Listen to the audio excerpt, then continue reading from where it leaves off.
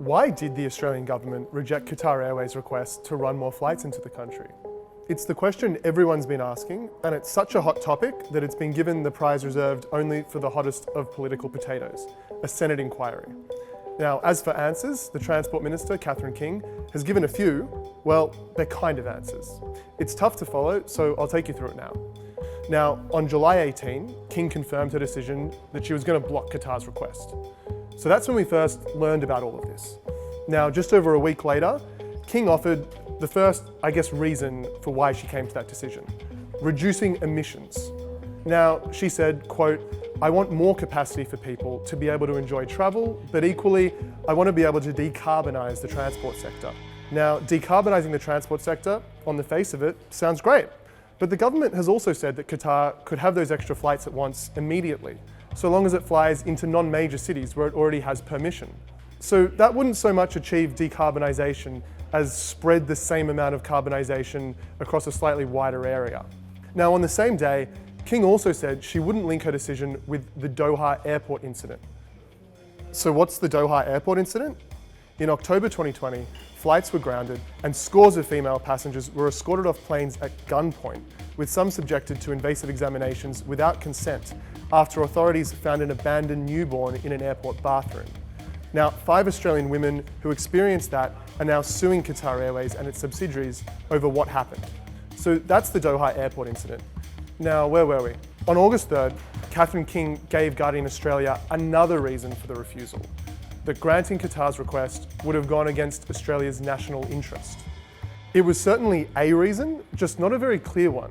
Now, during question time on August 9, King tried to get a bit more specific. In determining what our national interest is, we have to consider a broad range of factors, and not one factor led to this particular decision.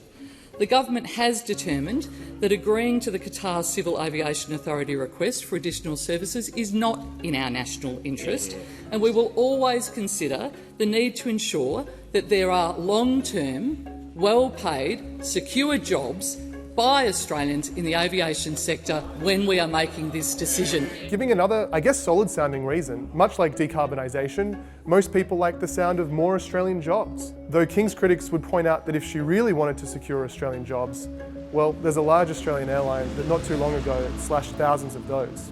The mysterious national interest was further teased out by King a week later, where she said the deal wasn't in Australia's national interest because Qatar Airways is owned by the Qatari government. She also mentioned that Qantas is buying expensive new planes. So was she suggesting Qantas had something to do with the decision? Well, then the Assistant Treasurer piped up. In the wake of Qantas posting a record profit, while airfares were also sky high, Stephen Jones told the Australian Financial Review that the government wants to drive the cost of tickets down, just not in a way that destroys the industry over the medium and long term. Basically saying that letting Qatar fly more planes would have been one such destructive tactic. Now, Jones later said his comments had been misconstrued, that the government wasn't protecting Qantas, but he also said that it was completely uncontroversial for a government to want a profitable local airline industry. And besides, he also said he had nothing to do with the decision. It wasn't made by Cabinet, after all, only by Catherine King. Now, on the morning of September 7, the Doha incident came up again. Remember the thing that King had said wasn't linked with her decision? Well, this time, she said it was a factor, but that it wasn't the factor, just that it provided context for her decision. Now, what exactly is context? Well, that evening, King was asked about it on ABC's 7:30.